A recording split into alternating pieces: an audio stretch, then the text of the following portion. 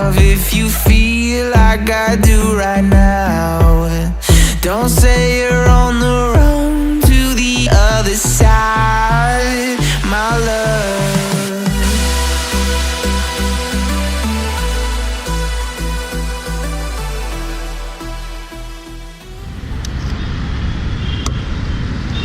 So here is the initial impression of the Dominar 400. So the first thing is just checking if there's enough fuel. Hogata? Okay. So yeah, this is not a paid review. Neither is Bajaj paying me. Okay, I can feel some vibrations on my nuts. Feels pretty smooth. Feels like a CBR 250. I must say it sounds really good as well, and the mid-range is pretty good.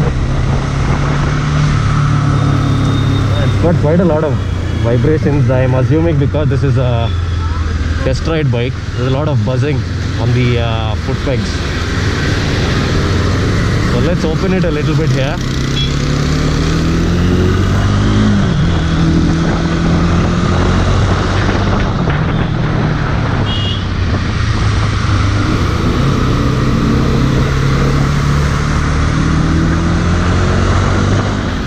Well, again, this will be a very quick review. It's not that I'm going to give you a detailed review, but just my personal opinion. I have owned a Bajaj Pulsar earlier, so I do know the quality Bajaj serves. So this is completely different.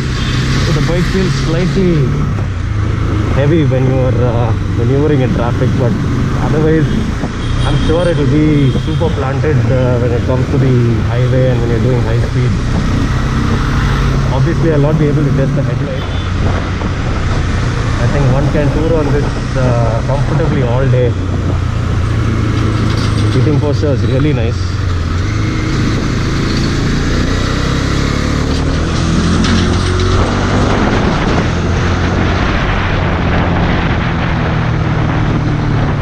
Yeah, the power is pretty good. Let's see how well it handles. Nice. Handles very well. The suspension setup is also very plush.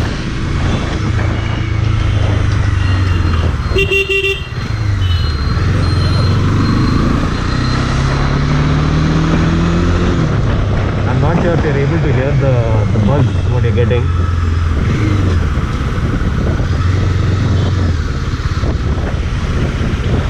The rear view mirrors are pretty decent.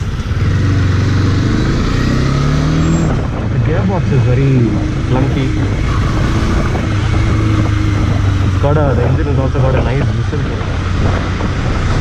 I think one can tour on this comfortably all day. Seating posture is really nice.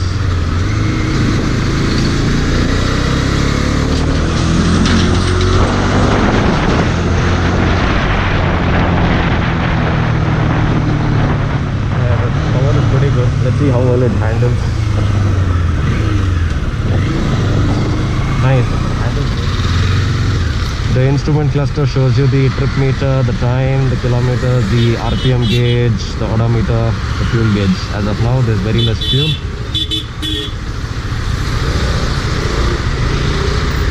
Stuck in traffic. Let's see how this bike performs in traffic. So I've taken the test ride at the Bajaj.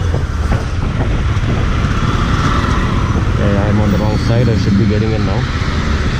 So they've been courteous enough to give all their test riders a jacket as well, just for that extra safety. And I also have a pillion behind me. I mean, just look at the quality, the switchgear, the handlebar, they all go hand in hand with the bike. And I'm sure the headlight looks amazing.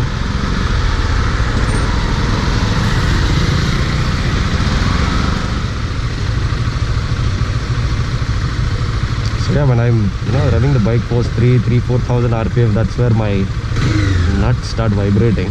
I had the same problem with my 220 as well.